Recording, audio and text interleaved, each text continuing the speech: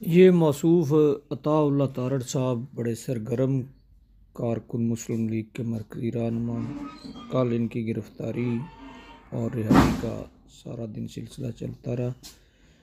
तो हुकूमत का ये मौक़िफ़ है कि इनको जो है वो खुद इन्होंने इस तरह से की हुई बात कि ये अरेस्ट हो जाए और लिफ्ट ली उनसे, और बल्कि हुकूमत के एक मशीर ने तो कहा भी है कि उन पुलिस अफसरान को सस्पेंड कर दिया जाए जिन्होंने इसको ये ड्रामा करने दिया।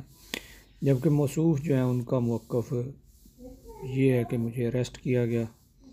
तो सुने ज़रा इनकी ज़बानी ये क्या फरमा रहे हैं। कोई अपना प्राइवेट कारोबार करता है, वो सिर्फ मोबाइल पे वीडियो बना रहे थे, उनको मारा।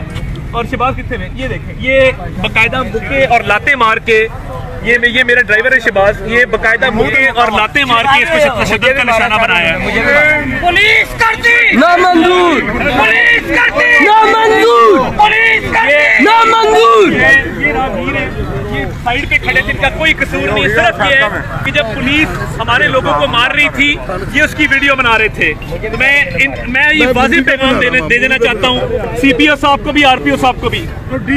आपके हुकूमत के लोग जो असला लेके फिरते, हमारे पास तो असला कोई नहीं होता, उनको आप नहीं रोकते। इनका असला लाइसेंस चेक करने के बहाने से आपने आज मुलाजमीन को तशद्दुद का निशाना बनाया है। एक एक जख्म का बदला लेंगे इंशाअल्लाह। और अगर ये ज़िम्नी इंतखाब पुलिस ने लड़ना है तो पुलिस से निपटना हम जानते हैं।